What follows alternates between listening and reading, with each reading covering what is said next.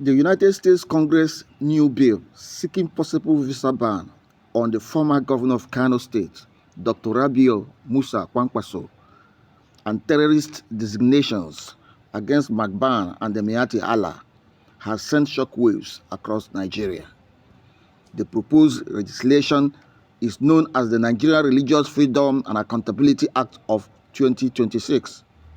It also urged the U.S. government to freeze assets and take other punitive measures on the organizations and persons allegedly linked to the persecution of Christians and other religious minorities in Nigeria. The bill was introduced in the House of Representatives by U.S. Congressman Chris Smith of New Jersey and co-sponsored by Representative Moore, Mast, and Huzenga. The bill also called on the U.S. Secretary of State to consider designating Fulani ethnic militias operating in Nigeria as foreign terrorist organizations.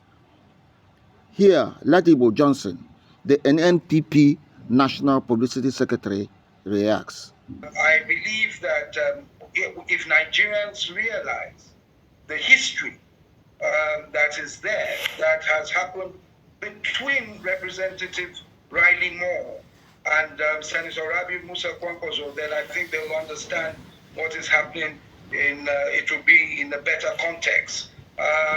Unfortunately, I think not Senator Riley Moore, Representative Riley Moore, the congressman, I remember when Senator Kwankwaso, you will recall a few months back, when President Donald Trump issued the first threat, as it were, to Nigeria.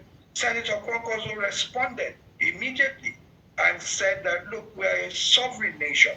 What we need from the U.S. are not threats, but we need support.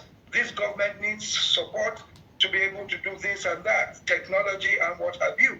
And under his X page, on his X page, Representative Riley Moore went there and stated that you who introduced Sharia, through which many people have been killed, or something similar.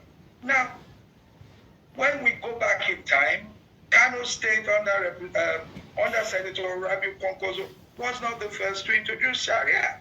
That's the first thing. Second, Sharia in itself, do you understand?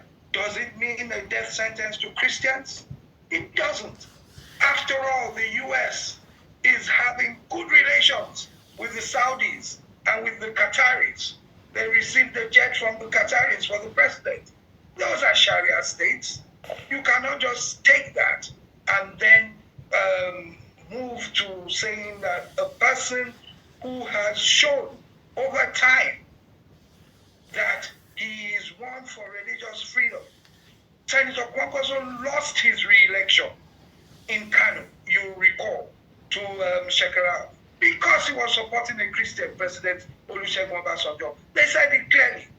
He lost his re-election. He stood there, fought for a Christian, and has done several things. Even during his time in Kano, he was able to eradicate Boko Haram at the beginning of the insurgency. Nigeria guarantees the freedom of religion. And I know that there's a problem. Some people do not allow others to practice their religion. We have in Kwara State some of the traditional religion, people who practice traditional religion are not allowed to do it. Some say it's a Muslim place. Some Christians reject it. So you see, it goes across board. But we stand against all that has been happening, the lives that have been lost, kidnappings in churches, and I am a Christian. We stand against all that.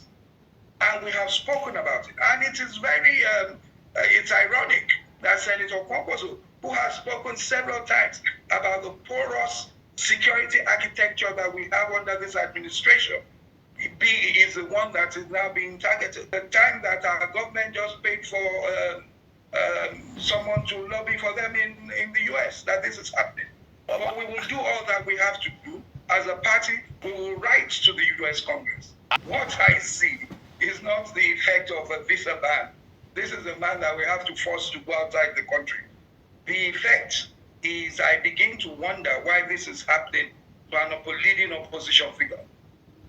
This question is very apt. 2027 is in play.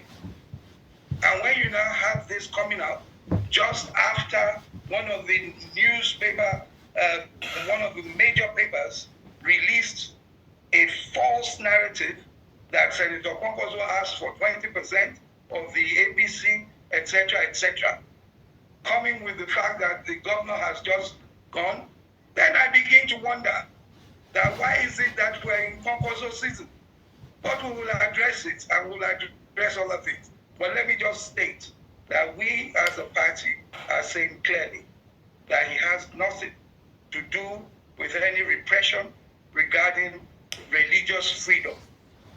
We don't. I'm a Christian, and many of us who surround him that are Christians, and we're fine with it. And you can look at his Representative Riley should do well to investigate what happened in Kano when he was governor.